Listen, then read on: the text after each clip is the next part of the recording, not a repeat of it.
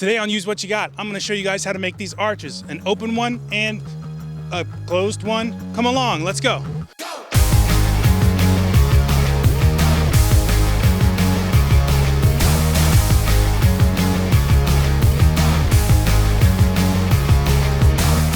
All right, so we're gonna start with the closed one first, and if you are interested only in this one, jump to the following timestamp. You can watch the beginning of this, but a lot of what I do on here is the same as what I do here and vice versa. So let's get started. All right, guys, I'm super excited to get started on this project. If you are interested in doing it yourself, there's a link in the description for the plans, so definitely check that out.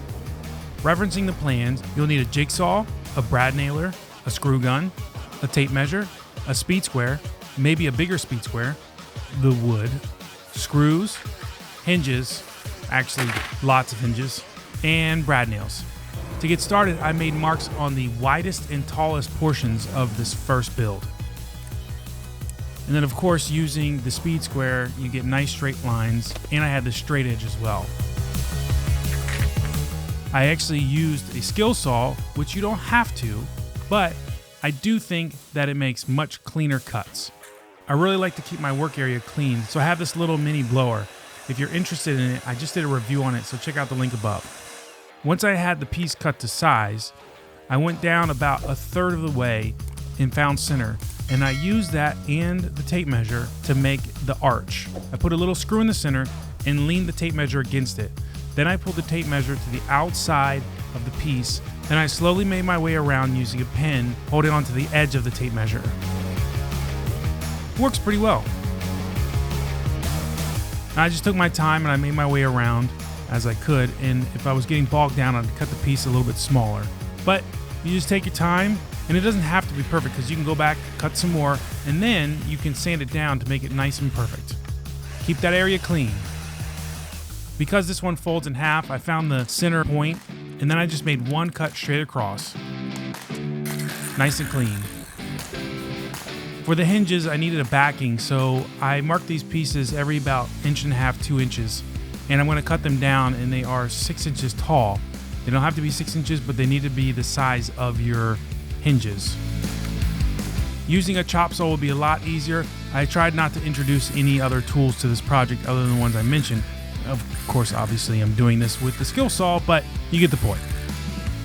So now that I have these pieces cut, I'm laying them out and making sure that they are where the instructions say to place them. And I use brad nails to hold them in place temporarily with the glue. But once I have them in place and I put the hinges on them, they will get screwed in and be a lot stronger. This is a pretty simple process. All you're doing is lining them up, and you're gonna put each piece on the edge. Then when each piece is in place, you just screw the hinge in. I actually used some clamps just to hold the boards together so they wouldn't move, but this is not a necessary step. Also, make sure you do not over tighten these screws. If you do, they will come through the front, and you don't want that. Once I got the hinges completely done, I had to make this little area which is gonna hold the supports to keep the top portion from hinging backwards, essentially. So what you do is you cut these 6-inch pieces by 1 inch wide. I brad nail them in place, and then I go back with screws just for extra support. But before I do the screws, I make a top cap for it. By putting this top cap on it, it'll keep the piece that's actually gonna support the top from falling out. Now with a little bit of glue and some screws, this thing is gonna be super strong. Again, make sure you're not over tightening it. What I found when I made the support piece is that the screws kind of pulled the wood into the rest of it. I had to sand down the support pieces on each side, and by the time I sanded it just a little bit, they fit in nice and snug. Check it out. Now to the legs. This is super simple. I made a 2 foot by 2 foot square, and then I cut that square. Then I cut at a diagonal straight across. Once it's cut, it'll be 2 identical triangles. To attach the legs to the actual board itself, you're using more of these spacers, gluing them in place, and kind of rinse and repeat. Glue, brad nail, hinges, you kind of get the picture. And you can see here, I use the pen to mark exactly where they need to be. What I found was you go through a lot of screws. I think I bought 50 screws and that wasn't enough. So make sure you get a ton of screws. But you can see here how the hinge works once everything is in place. It's always nice when I do something and it actually works the right way.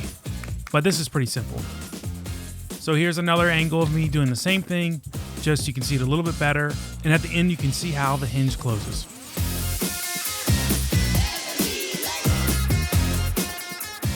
Now I had to make a spacer for the legs to keep them from closing, which will also be a support to put a sandbag in so your piece doesn't fall forward. I made this off camera, but if you have the plans, it's very simple. So just make sure you follow the measurements that are mentioned. All you do is you slide the two slots into each other. And here's another angle just so you can see how it goes in. So now you can see me actually setting it up for the first time. Of course, if you were doing this at an actual event, you would put a sandbag on the back just to make sure it doesn't fall forward. But check out the final product.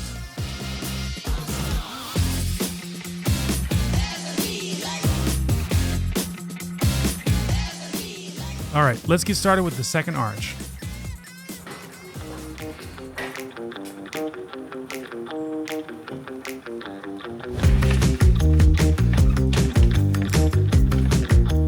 The plans actually came with a template for the arch portion itself. It was a different size than the first one, which I would have used it, but because it was actually smaller, it wouldn't work out. So what I did is I printed out all these pages and I took my time and slowly taped them together. There was a little bit of cutting, but it wasn't too difficult. But once I was done, it looked something like this. And now you just cut it down to the gray area. So if you do this, just take your time and just cut as close to the gray as you can. Once I was finished with this, I aligned it to the outside edge of the board and then I traced it. I started on the top and I aligned it with the side, and then it actually was only about half of the height, so I had to mark the rest of it down below. But once I had it in place, I took my time and worked my way around, making sure the markings were exactly where it needed to be. And then I just worked my way down past where it ended to make sure I had a nice straight line. And this is what it looked like when I was all done. I also used the speed square to make sure I had nice straight lines on the top and the bottom of it. And again, I used the speed square and the skill saw just to get those nice straight cuts. It was definitely easier, but if you don't have one, again, it's not necessary. I also used it to cut the first part of the top, and then I went back to work on the curve with the jigsaw. Again, just take your time. You can always go back and sand it and fix any imperfections. Once it's finally cut out, this is what it looks like. And we have one side done. On the plans, it actually shows you putting it upside down on the board, but I wanted to cut it out this way. It's totally up to you how you do it. I had plenty of material left over. And again, a lot of rinse repeats. Just take your time with the jigsaw and you'll be fine.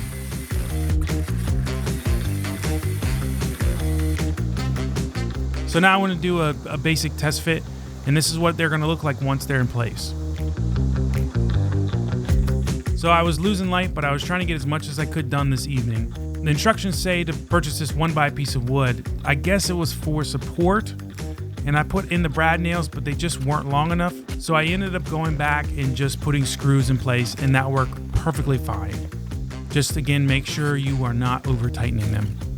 Now this time, because there's only two sets of hinges on here holding it together, they actually have them both right next to each other. So just like the first one, glue it in place, brad nails, and then you're going to screw the hinges into the wood. The next day, you can see here, I cut the legs, same way as the first one.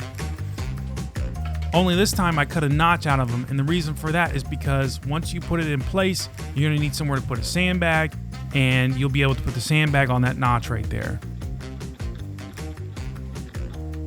So now that I have these all in place, I'm going to rinse and repeat again to get those hinges exactly where I need them, and then I'm going to finish screwing this in place to have the hinges all done.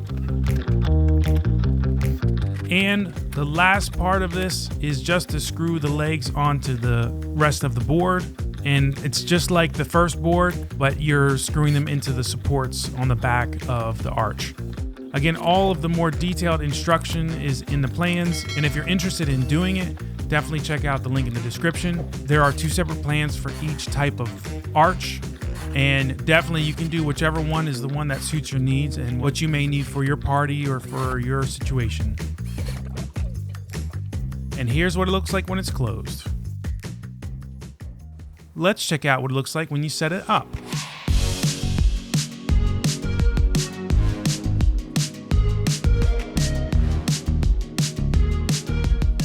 All right, so this was a fun journey. It was actually more work than I thought it was gonna be, but it wasn't very difficult. If you're interested, I'm gonna link the plans below. Go check those out and check out some of these pictures and videos that my sister-in-law sent me from the party she used these at. All right, catch you guys in the next video.